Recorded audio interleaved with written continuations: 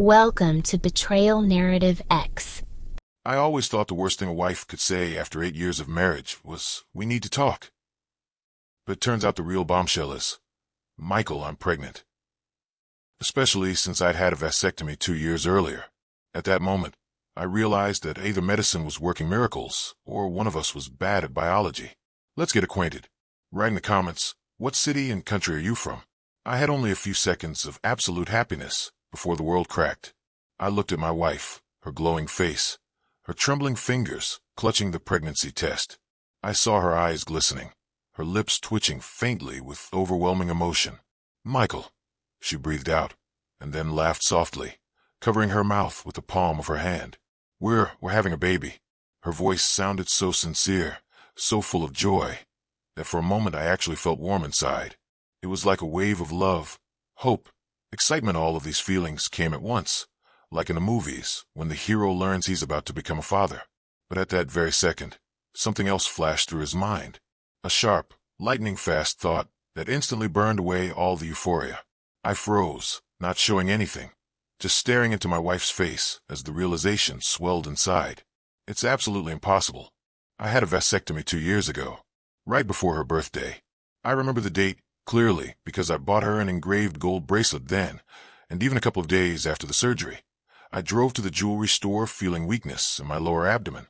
I remember the doctor explaining to me that sperm would no longer make it into the seminal fluid, that the chance of conceiving a child tended toward zero. In front of me stood my wife, the woman I had lived with for 8 years. I knew her voice, her habits, her laugh.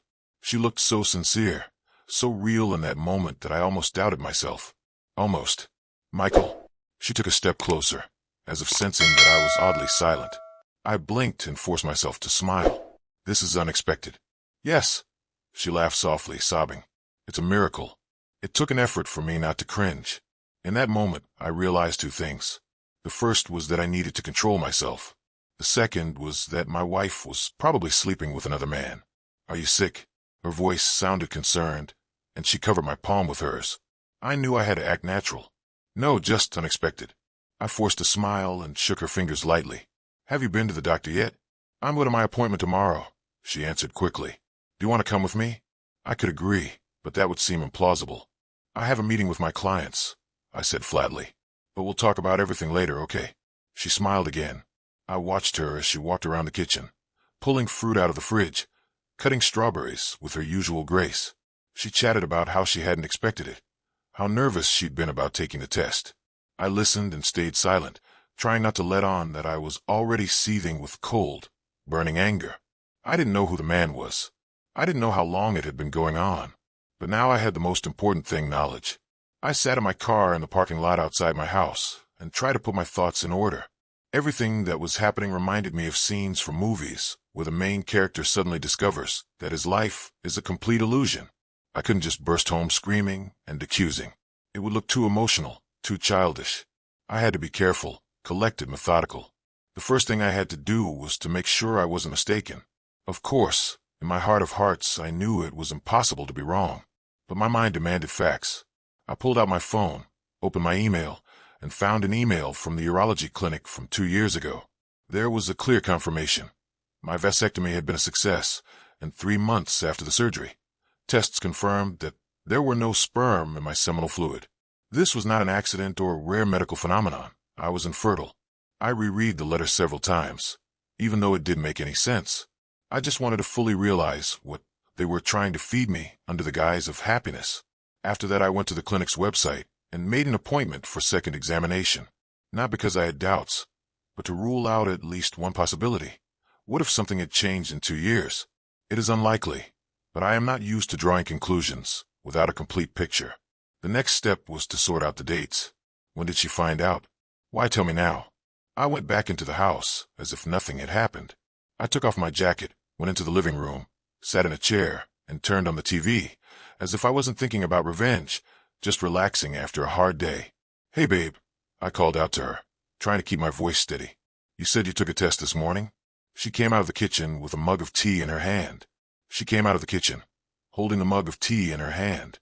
"Yeah, I've been feeling weird the last few weeks," she said, clutching the mug with both hands. Constant fatigue, nausea, and I'm late. Thought I'd get it checked out.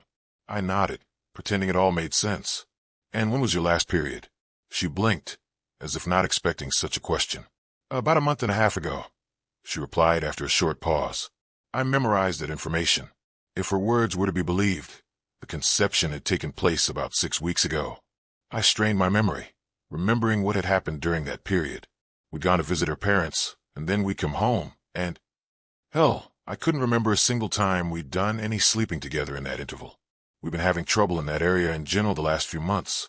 She complained often of fatigue, headaches, and a busy schedule at work. I didn't push, didn't insist, didn't make a scene. And now it turns out she's pregnant. You did the math that fast. Well, yeah. It's not hard if you know your cycle. She was lying. I knew it. Her voice didn't have the ease that comes with telling the truth. She was nervous, but she tried not to show it. Tomorrow at the ultrasound we'll know for sure, she added, taking a sip of tea. Yes, of course. That was enough. Now I had 2 important clues. The date of the supposed conception and her strange behavior. I knew I had an investigation ahead of me, but now I had to keep my cool. When she went to shower, I took her phone. It was usually on the kitchen table, and she never took it with her. I unlocked it quickly. I knew the password. I hadn't changed it in years. There wasn't much time, so I opened her messages right away. There was nothing suspicious. No emails with unknown numbers, no explicit phrases, no deleted conversations. Either she's too smart or she's using another way to communicate. I opened WhatsApp, but everything looked clean there too. So I looked at her email account. I finally got a lead. In the deleted email section, there were several emails from some hotel downtown. They weren't marked as read, but had been sent a few weeks ago. Thank you for your visit. We are happy to see you again. I took a screenshot. At that moment, I heard the sound of the water shutting off in the shower. I quickly closed the mail, put my phone back where it belonged, and sat down at my laptop, pretending to check my mail. She came out of the bathroom with a towel over her head, sat down across from me, and smiled. Is everything okay? Of course. She betrayed me. She got another man pregnant, and now she expects me to take it for granted. I lay in bed next to the man I trusted my whole life, and I knew that trust had been violated. The next morning I woke up earlier than usual, but I didn't get up right away. I lay listening to my wife's steady breathing beside me, and tried to realize how it had come to this. Just yesterday I had believed I was living in a happy marriage, but now I knew it was all a lie. I got out of bed carefully, trying not to wake her. I turned on my phone and checked the screenshot I'd taken the night before. The hotel address was in the center of the city, and the name seemed familiar, but I couldn't immediately remember why. I opened my browser, typed in its name, and immediately realized where I'd heard of it before. This hotel was 5 blocks from my wife's office. I quickly brewed some coffee, sat down at my laptop, and started looking for information. The first thing I did was check the hotel's website. Standard business class, nothing special. Rooms were booked through the website, an app, or a call. So if she was here, there must be some kind of financial record. I opened the bank statements for the last few months and started flipping through them. Nothing suspicious at first. The usual purchases, groceries, clothes, utility bills. But then I noticed a $240 transaction from a month ago.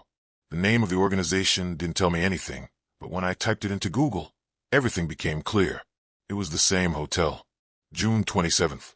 I opened the calendar on my phone to remember what was happening that day. I think it was Thursday, a normal work day. My wife said she would be late at the office for a meeting, and I went to dinner with my coworkers. When I got home, she was already asleep. She used our money to rent a room to meet her lover, and now she wants me to raise their child. No, I'm not going to let that happen. An hour later, I was already sitting in the car in front of the hotel. It was a small building with a tall glass facade and a sign glowing blue neon. People were passing by, some going in, some coming out with suitcases. I finished my coffee, threw the glass away, and got out of the car. It was quiet inside, with only soft music playing on the speakers at the reception desk. There was a girl in a uniform behind the counter, about 25 years old, blonde hair, tall and slender. I stepped closer and pretended to be slightly confused. "Good morning," I said, feigning mild concern. "This may seem like a strange question, but I need your help." She nodded, looking at me expectantly. "I'm looking for booking information for June 27th, I continued, feigning confusion. "I think my wife was staying with you that day, but I'm not sure. We planned to spend the evening here, But then I canceled, and she never said whether she was here or not.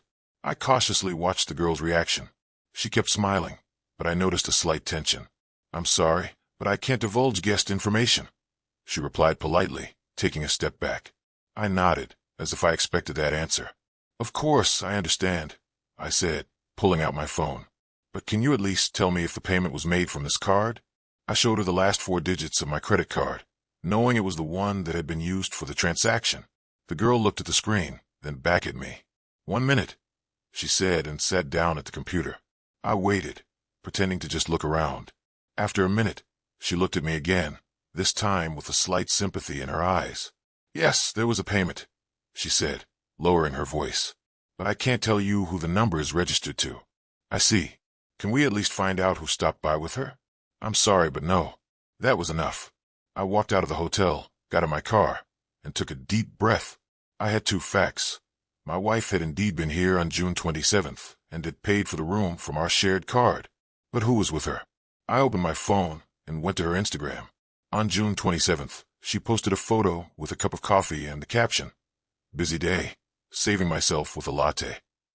No selfies, no tagging. But someone in her entourage was definitely with her. I opened my subscription list and started looking among my co-workers. I needed a man who worked with her and could spend time with her outside the office.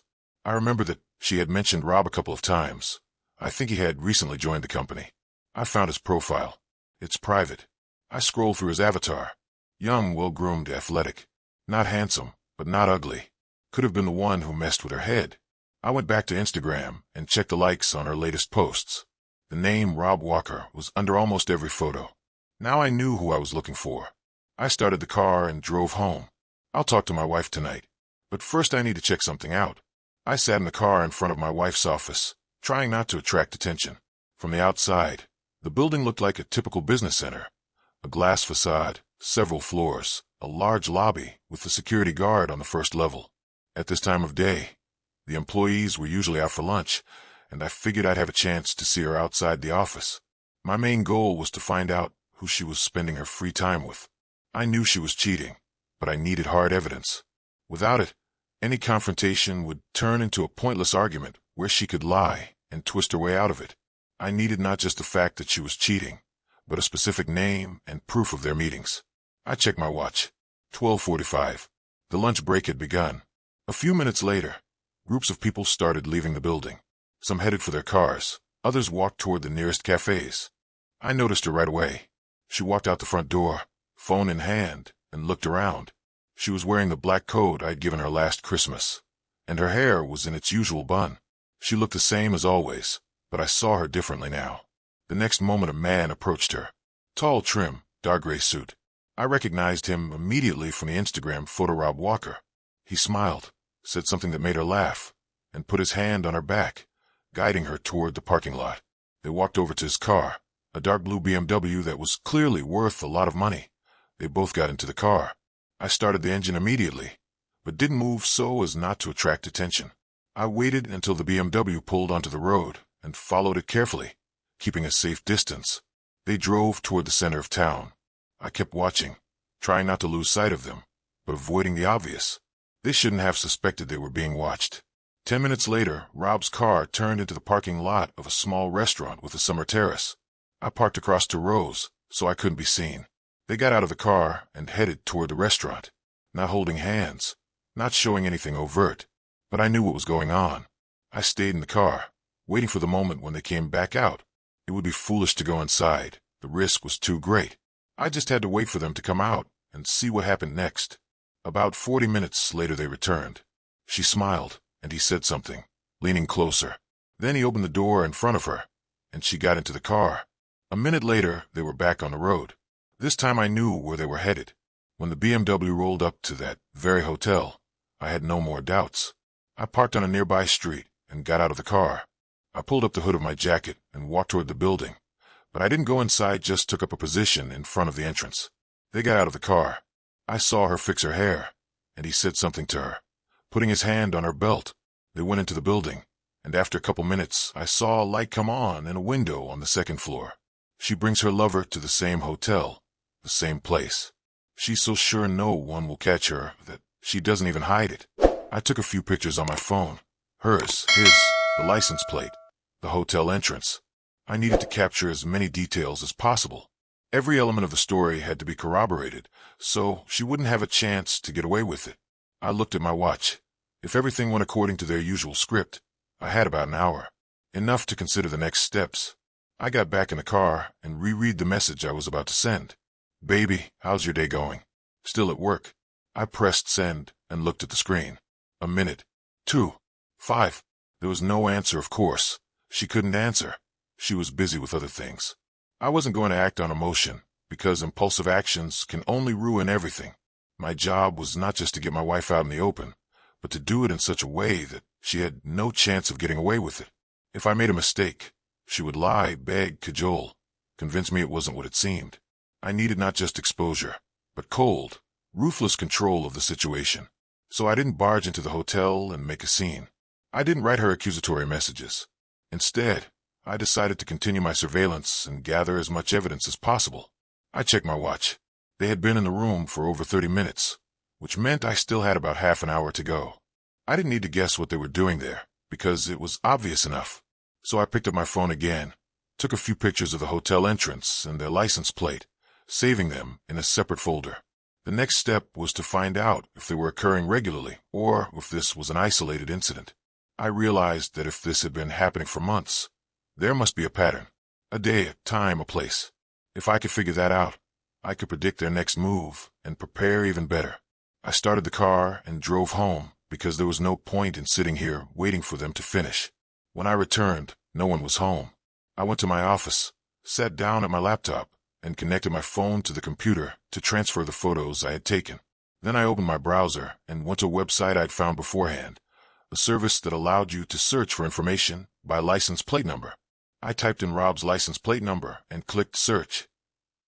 A few seconds later, the information came up. Robert Walker, 34, registered in Los Angeles. Car, BMW 5 Series, 2022. Then came the details, which I didn't need. I was only interested in one thing. Now I had complete information about my wife's lover. The next step was to keep track of her schedule. I opened the shared calendar that we used to schedule errands and appointments. She often wrote down important events there, such as business trips, friends' birthdays, and doctor's appointments. Perhaps if she had already had meetings with her lover, they had somehow shown up on the calendar. I started going through the past months. No explicit notes, but I didn't need to look for words like meeting my lover at the hotel. I was looking for hints, circumstantial evidence, hidden markers, and I found them. Every second Thursday of the month, the calendar had the same marker: long work day. It didn't seem suspicious in itself, but now, knowing that today was also Thursday, I realized a pattern. She wasn't just going out with him. She was doing it on certain days, perhaps to minimize the risk of exposure, or because he had free time on those days too. Now I knew what to do next. I opened her bank statements and found several more transactions to the same hotel in previous months. They happened on the exact Thursdays she'd written long work day on her calendar. Now I had not just a suspicion, but a whole pattern of their meetings. I opened Messenger and found the contact of an attorney we had consulted with a few years ago on real estate matters. I wrote him a short message asking to meet. I needed to know how to properly prepare for a divorce so I wouldn't lose my assets while destroying her plans to make me the father of someone else's child. 2 hours later, the wife came home. I heard the door slam and forced myself to look natural. She walked into the living room, smiling as if nothing had happened. "Hey, how's your day going?" "It's okay. It's a lot of work. I'm so tired today." I looked at her and realized that I felt differently about her than I had before. For 8 years, I'd thought of her as the closest person I'd ever known, and now I saw another woman who'd lied to me without feeling any guilt. "Anything you want for dinner?" "No, I've already eaten." She smiled again, then walked over and leaned in to kiss me. I could barely keep from flinching away, but I forced myself to look natural. Her lips touched my cheek, and I smelled perfume mixed with something foreign. "How's work going?" "Oh, the usual." "Did you stay long today?" She froze for a second, but immediately pulled herself together. "Yeah, we had a meeting." I nodded, pretending to believe it. I had no doubts now. I wasn't just going to expose her. I needed to do it in such a way that she had no chance to justify herself, to get out of it, or to turn the situation in her favor. I wanted to catch her red-handed, confront her, destroy her lies in front of witnesses. It was one thing to show her correspondence or hotel receipts, but it was quite another to catch her in the moment of betrayal, when no excuses would help. I knew their meetings were on certain days, and the following Thursday was perfect. I needed to wait for it and organize everything so that she had no escape route left. But just barging into a room and making a scene is not my style. I wanted to do it in cold blood. I wanted to watch her realize her world was falling apart. The day before the proposed meeting, I called the hotel. "Good afternoon," I began, trying to speak confidently. "My name is Robert Walker, and I have a reservation for tomorrow, but I'd like to clarify something." "Of course, Mr. Walker," a woman's voice answered. "What is your question?" "My girlfriend and I are planning a little anniversary party," I continued with a slight carelessness. "I wondered if we could decorate the room in advance." "Of course," said the girl readily. "We can prepare flowers, champagne, or other surprises." "That sounds great, but I'd like to organize it myself. Can I come early and set it up?"